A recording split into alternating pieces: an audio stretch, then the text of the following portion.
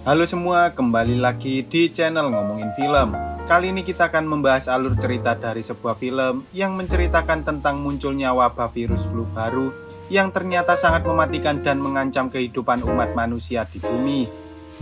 Para dokter beserta petugas kesehatan yang ada di seluruh dunia pun berusaha semaksimal mungkin untuk menghentikan penyebaran dari wabah virus tersebut.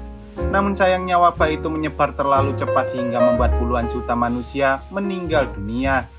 Lalu apakah umat manusia mampu bertahan dari wabah virus mematikan tersebut? Wes rasa kesuwen, langsung saja kita masuk ke alur ceritanya.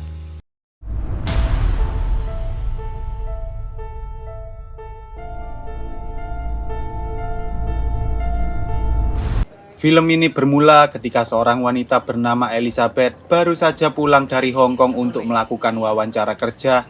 Entah mengapa 3 hari kemudian ia mulai merasakan flu yang tidak biasa hingga membuat tubuhnya pun kejang-kejang dan tak sadarkan diri. Sang suami yang bernama Mitch akhirnya membawa Elizabeth ke rumah sakit karena ia sempat mengira bahwa Elizabeth mengalami reaksi alergi. Dan hanya dalam beberapa jam setelah Elizabeth dibawa ke rumah sakit, sang dokter mengatakan bahwa mereka sudah berusaha semaksimal mungkin, namun sayangnya Elizabeth kini telah meninggal dunia. Mitch pun tak percaya bahwa ia telah kehilangan istrinya, padahal beberapa hari yang lalu Elizabeth masih terlihat baik-baik saja. Bahkan ia juga tak pernah memiliki riwayat penyakit mematikan, yang mana hal itu membuat para dokter pun juga kebingungan karena mereka belum pernah menangani penyakit seperti ini. Ternyata selain Elizabeth, beberapa orang juga terkena penyakit flu misterius di mana awalnya mereka hanya mengalami gejala flu biasa seperti pilek, pusing, demam, dan juga badan pegal-pegal. Tetapi setelah beberapa hari, kondisi mereka justru semakin parah hingga akhirnya orang-orang itu meninggal sama seperti yang terjadi pada Elizabeth sebelumnya. Lalu ketika Mitch pulang, betapa terkejut dirinya saat ia melihat bahwa putranya yang masih kecil ternyata juga menderita penyakit yang sama seperti Elizabeth dan meninggal dunia, yang mana hal itu membuat Mitch terpaksa harus dikarantina di sebuah rumah sakit untuk memastikan bahwa ia tidak tertular dengan penyakit flu misterius tersebut. Bahkan ia juga tak boleh melakukan kontak dengan orang lain, termasuk putrinya yang bernama Jory. Meski Mitch menyuruh Jory untuk kembali ke rumah mantan istrinya, Jory tetap ingin berada di sana karena ia tak bisa meninggalkan sang ayah yang baru saja kehilangan seluruh anggota keluarganya begitu saja. Sehingga Mitch pun tak punya pilihan lain selain memperbolehkan putrinya untuk tetap tinggal di sana. Di sisi lain, para dokter mencoba melakukan autopsi pada tubuh Elizabeth untuk mencari tahu apa yang sebenarnya membuat Elizabeth meninggal dunia. Dan setelah mereka menyadari ada sesuatu yang aneh pada otak Elizabeth, salah satu dokter langsung menyuruh rekannya untuk menjauh dan menelpon pusat kesehatan karena ia sadar bahwa penyakit ini bisa menjadi penyakit yang sangat menular. Di hari kelima, orang-orang yang sebelumnya berinteraksi langsung dengan orang-orang yang sudah sakit pun mulai mengalami gejala infeksi flu misterius dan pada akhirnya mereka juga meninggal dunia. Bahkan hanya dalam waktu 1 hari saja, wabah flu misterius itu telah menyebar ke beberapa negara yang lain.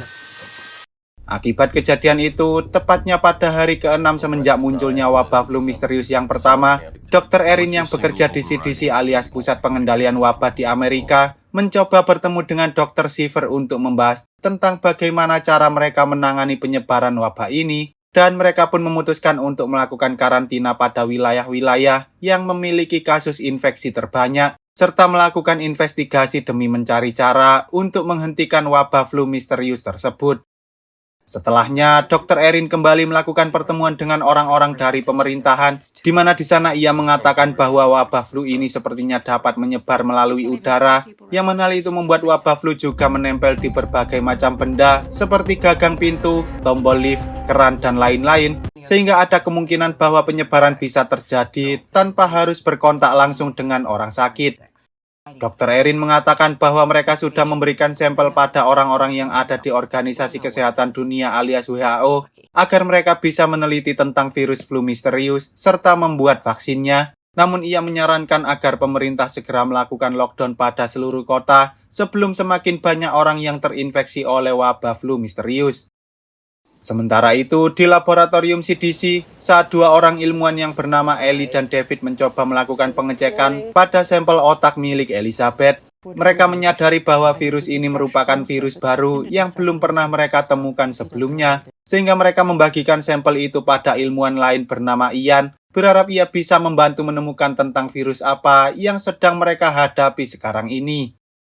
Keesokan harinya, Dr. Erin mulai menanyai rekan-rekan kerja Elizabeth untuk mencari tahu siapa saja yang melakukan kontak langsung dengan Elizabeth sejak kepulangannya dari Hong Kong, dan ia akhirnya menemukan seorang pria bernama Aaron, yaitu salah satu karyawan yang menjemput Elizabeth di bandara untuk mengambil dokumen milik perusahaan. Erin kemudian mencoba menghubungi Aaron, dan saat ia tahu bahwa Aaron kini sedang sakit demam, ia langsung menyuruh Aaron untuk segera turun dari bis dan menjauh dari kerumunan agar ia tak menularkan wabah flu misterius pada orang-orang yang lain, sambil menunggu para petugas kesehatan datang menjemputnya. Sementara itu, di dalam rumah sakit, seorang dokter mulai menanyai beberapa hal tentang Elizabeth pada Mitch untuk mencari tahu siapa saja yang melakukan kontak langsung dengannya. Dan saat si dokter mengatakan bahwa Elizabeth sempat mampir di Chicago, Mitch pun sadar bahwa ada seorang pria bernama John Neal, yaitu mantan pacar Elizabeth yang tinggal di Chicago. Mitch kemudian bertanya apakah pria bernama John itu juga mengalami sakit seperti istrinya, namun sayangnya si dokter tak bisa memberitahukan informasi itu pada Mitch karena mereka sedang melakukan investigasi terkait kasus ini. Dan ternyata beberapa hari yang lalu, John juga sudah meninggal akibat wabah flu misterius yang ditularkan oleh Elizabeth padanya, karena mereka berdua sempat check-in bersama di sebuah hotel tanpa diketahui oleh Mitch.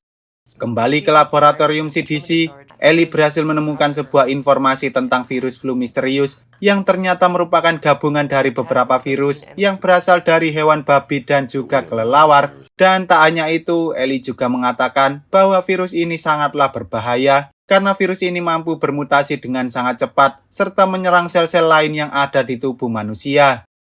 Menyadari bahwa mereka masih belum bisa menemukan vaksinnya, Dr. Siver hanya memperbolehkan laboratorium dengan keamanan tingkat tinggi saja yang boleh melakukan penelitian terhadap virus ini, yang mana hal itu membuat Ali terpaksa harus menghentikan penelitian Ian karena laboratorium milik Ian tidak memiliki keamanan yang memadai. Pada hari ke-8, Dr. Siver akhirnya mengumumkan berita tentang wabah virus flu misterius ke publik agar masyarakat tahu bahwa saat ini sedang ada wabah flu misterius yang sangat mematikan dan juga menular. Bahkan hanya dalam seminggu sejak kasus pertama, sudah ada 89.000 kasus tentang wabah flu misterius tersebut. Sehingga pemerintah pun menerapkan lockdown di mana fasilitas-fasilitas umum seperti sekolah, kantor, mal, dan tempat-tempat lain terpaksa harus ditutup sementara demi mengurangi kasus penyebaran wabah flu misterius. Mereka juga sudah mengirim ahli epidemi bernama Dr. Leonora ke Hong Kong agar ia bisa melakukan penelitian secara langsung terhadap wabah virus yang kini mulai menyebar ke beberapa negara lain yang ada di seluruh dunia termasuk Indonesia, karena mereka sangat yakin bahwa virus ini berasal dari Hong Kong, tempat di mana Elizabeth melakukan kunjungan kerja sebelumnya. Di sana, Dr. Leonora dijemput oleh seorang pria bernama Sun Feng, seorang penyidik dari Hong Kong yang akan membantu Dr. Leonora untuk melakukan penyelidikan pada tempat-tempat yang dikunjungi oleh Elizabeth. Salah satunya yaitu sebuah kasino serta orang-orang yang berinteraksi dengannya yang kini juga mulai terinfeksi oleh wabah flu misterius. Di sisi lain, Ian diam-diam tetap melanjutkan penelitiannya padahal ia sudah diperingatkan oleh Ellie bahwa hanya laboratorium berkeamanan tinggi saja yang boleh melanjutkan penelitian tersebut. Namun siapa sangka Ian ternyata berhasil memecahkan bagaimana cara mengelola pertumbuhan virus dari wabah flu misterius, yang mana itu bisa menjadi langkah awal bagi mereka untuk menciptakan vaksinnya. Meski begitu, Ian justru membagikan hasil penelitiannya secara gratis pada Ellie dan Dr. Siver. Padahal jika Ian menjual hasil penelitian itu pada produsen obat-obatan, ia pasti akan menjadi sangat kaya raya karena sudah ada puluhan negara yang menjadi wilayah karantina dan membutuhkan obatnya. Pada hari ke-12, Dr. Siver mencoba menggunakan hasil penelitian Ian untuk bekerja sama dengan produsen obat-obatan yang ada di seluruh dunia agar mereka bisa segera menciptakan vaksin dan membagikannya pada masyarakat yang sudah terinfeksi oleh wabah flu misterius. Tapi sepertinya tahapan ini hanyalah langkah awal saja, sehingga mereka membutuhkan banyak waktu dan juga percobaan sebelum mereka benar-benar berhasil menciptakan vaksinnya. Sementara itu, di sebuah taman, seorang blogger alias konten kreator bernama Alan, yang sebelumnya juga sempat mewawancarai Ian pun mencoba membagikan informasi tentang para ilmuwan yang kini sedang melakukan uji coba terhadap virus flu misterius untuk menciptakan sebuah vaksin, dan mereka berdua berencana melakukan sesuatu untuk mendapatkan keuntungan dari kemunculan wabah virus flu misterius ini melalui media sosial. Di sisi lain, setelah Mitch dinyatakan sehat dan diperbolehkan untuk pulang, Dr. Erin sempat menyarankan Mitch untuk menjaga Jory agar ia tidak dekat-dekat dengan orang yang sakit karena mereka masih belum bisa memastikan apakah Jory memiliki tubuh yang kebal terhadap virus sama seperti Mitch. Tampaknya Mitch merupakan salah satu orang yang memiliki kekebalan terhadap virus, yang mana hal itu menjelaskan mengapa ia tidak terinfeksi meski ia dekat-dekat dengan istri dan juga anaknya. Namun ada kemungkinan bahwa Mitch juga memiliki daya tahan yang cukup kuat karena aktivitas yang ia lakukan sehari-hari seperti rajin olahraga, makan makanan sehat, serta menghindari aktivitas buruk yang bisa menyebabkan kerusakan pada organ tubuhnya. Semakin buruk gaya hidup seseorang, maka ia akan semakin rentan terkena wabah virus, bahkan gejalanya mungkin jauh lebih parah daripada orang-orang yang lain. Sehingga Dr. Shiver mencoba memperingatkan agar Dr. Erin tidak telat makan dan beristirahat yang cukup, agar daya tahan tubuhnya tetap kuat dan bisa mengurangi resiko terinfeksi oleh wabah virus flu misterius. Lalu saat Mitch sedang berada di rumah, tiba-tiba salah satu tetangga mereka datang sambil membawa bunga untuk berkabung atas kematian istri dan juga putra Mitch. Namun di sana Mitch tak memperbolehkan tetangganya itu untuk masuk karena ia berjaga-jaga agar Jory tidak terinfeksi oleh wabah mematikan tersebut. Sementara itu, ketika Dr. Leonora sedang mengamati rekaman CCTV yang ada di kasino, ia berhasil menemukan Elizabeth yang ternyata sempat berinteraksi dengan orang-orang yang mereka yakini sebagai pasien zero, alias pasien pertama yang membawa wabah virus flu misterius. Tetapi pihak dari Cina tetap menyangkal bahwa virus itu tidak berasal dari negara mereka, karena bisa saja Elizabeth membawa virus itu dari tempat lain. Dr. Leonora kemudian berencana mencari tahu kemana saja Elizabeth pergi sebelum ia tiba di kasino, dan saat ia mengajak Sun Feng untuk pergi ke hotel yang dikunjungi oleh Elizabeth, tanpa disadari ternyata Sun Feng dan beberapa orang lain malah menculik Dr. Leonora sambil membawanya pergi menuju ke sebuah desa, di mana di sana Sun Feng menyembunyikan para warga yang berasal dari kampung halamannya agar mereka tak terinfeksi wabah seperti yang terjadi pada ibu Sun Feng. Pada hari ke-14, Dr. Erin tiba-tiba saja mengalami demam sehingga ia pun menghubungi Dr. Shiver sambil mengatakan bahwa sepertinya ia sudah terinfeksi oleh wabah virus flu misterius yang kini mereka sebut sebagai virus MERS-1. Dan pada akhirnya Dr. Erin terpaksa harus dirawat di pusat karantina yang dibangun di sebuah stadion. Awalnya Dr. Shiver berencana memindahkan Dr. Erin ke fasilitas kesehatan yang jauh lebih baik lagi. Namun sayangnya ia tak bisa melakukan hal itu karena Dr. Erin sedang berada di kota lain dan seluruh akses bandara kini sudah ditutup. Bahkan sang jenderal juga tak mengizinkan Dr. Shiver untuk menggunakan pesawat militer hanya demi menjemput satu orang saja. Si jenderal kemudian memperingatkan Dr. Shiver untuk menghadapi situasi yang akan terjadi selanjutnya, karena sepertinya berita tentang wabah virus flu MERS-1 yang semakin hari semakin parah akan menimbulkan kepanikan di mana-mana. Apalagi semenjak mereka menerapkan pemblokiran jalan di seluruh akses keluar masuk kota. Menyadari hal itu, Dr. Shiver diam-diam menelpon istrinya sambil menyuruh agar ia segera meninggalkan kota Chicago sebelum kota itu di-lockdown secara total dan pergi ke kota lain yang belum terdapat kasus infeksi wabah virus flu MERS-1. Namun sayangnya ia justru ketahuan oleh salah satu petugas kebersihan yang ada di sana. Tak hanya itu, istri Dr. Shiver juga diam-diam menceritakan pada temannya bahwa sebentar lagi kota Chicago akan segera di-lockdown secara total, dan ia pun menyarankan agar temannya itu segera pergi dari kota tersebut. Sementara itu, di website milik Alan, ia membagikan sebuah video tentang dirinya yang sedang terinfeksi oleh wabah virus flu misterius. Tetapi bukannya pergi ke fasilitas karantina, ia justru mencoba meyakinkan para penonton bahwa wabah itu bisa disembuhkan dengan obat flu biasa yang terbuat dari tanaman forsythia. Dalam sekejap, video itu menyebar dengan sangat cepat dan dilihat oleh jutaan pengguna di berbagai aplikasi sosial media, yang mana hal itu membuat para warga pun mulai membanjiri seluruh apotik untuk membeli obat forsythia. Namun kepanikan justru membuat para warga nekat melakukan berbagai cara, termasuk melakukan aksi kriminal, demi bisa mendapatkan obat forsythia tersebut. Selain merusak dan menjarah apotik, para warga juga mulai menjarah tempat-tempat lain seperti minimarket serta toko-toko yang menjual berbagai macam persediaan makanan dan juga minuman. Dan saat Mitch sadar bahwa sebagian orang itu ternyata sudah sakit, ia terpaksa mengajak Jory untuk segera pergi sebelum Jory tertular oleh virus flu MEV1.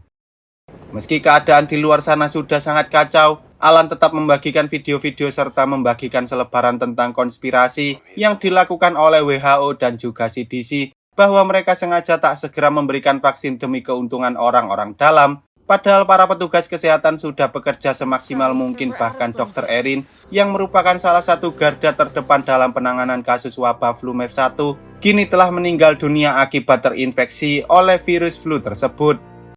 Ketika salah satu rekan kerja Alan yang sudah terinfeksi oleh wabah flu meminta Alan untuk membagikan obat Forsythia miliknya, entah mengapa Alan justru mengusir orang itu sambil mengatakan bahwa ia tak memiliki obat apapun, yang mana hal itu menandakan bahwa Alan sebenarnya tak terlalu peduli dengan orang-orang lain dan hanya memikirkan kepentingannya sendiri. Saat Dr. Shiver datang ke sebuah acara TV, ia berusaha memperingatkan para warga untuk membatasi interaksi satu sama lain demi mencegah penyebaran wabah virus flu MEV1. Tetapi di tengah acara, tiba-tiba pihak TV mengundang Alan untuk ikut membahas tentang obat Forsythia yang menurutnya manjur terhadap wabah virus ini. Meski CDC dan WHO sudah memperingatkan bahwa obat itu tidak menunjukkan reaksi penyembuhan pada virus MEV1. Alan justru menuduh Dr. Shiver dan para elit pemerintahan sengaja menyimpan obat-obatan demi keuntungan pribadi mereka. Bahkan ia juga mengetahui tentang Dr. Shiver yang sengaja memberitahukan orang-orang terdekat tentang lockdown di Chicago sebelum pemerintah mempublikasikan pengumuman itu pada masyarakat. Akibat kejadian itu, Dr. Shiver pun dimarahi oleh para petinggi pemerintahan hanya gara-gara ia menelpon istrinya secara diam-diam, karena hal itu bisa menimbulkan kemarahan masyarakat pada pemerintah, hingga akhirnya Dr. Shiver dilarang untuk tampil di TV-TV lagi, padahal ia melakukan itu demi memperingatkan masyarakat terkait penyebaran wabah tersebut. Pada hari ke-21, Ali tiba-tiba terlihat sangat panik ketika ia mencoba memberitahukan pada Dr. Shiver tentang virus MEV1 yang kini telah bermutasi menjadi lebih ganas dengan level setingkat virus HIV/AIDS, yang mana hal itu membuat mereka semakin kesulitan untuk menyelesaikan pembuatan vaksinnya.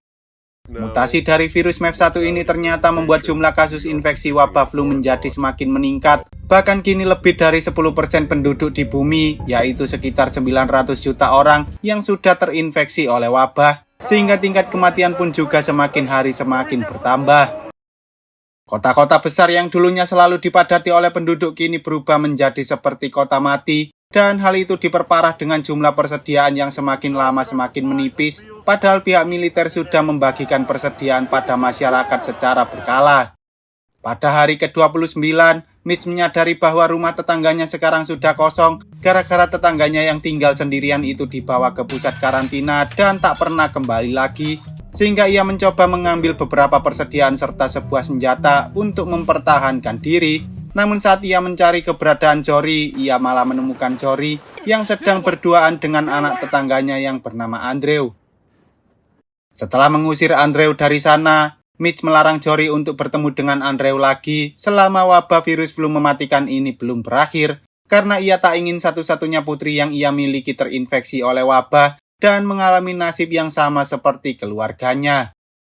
Di sisi lain, Ali meminta persetujuan pada Dr. Shiver untuk segera melakukan uji coba vaksin pada manusia, gara-gara uji coba yang mereka lakukan pada hewan sering mengalami masalah, dan ia juga memperingatkan meski mereka berhasil, mereka tetap membutuhkan waktu berbulan-bulan atau mungkin lebih dari 1 tahun, agar mereka bisa membagikan vaksin itu secara merata pada seluruh umat manusia.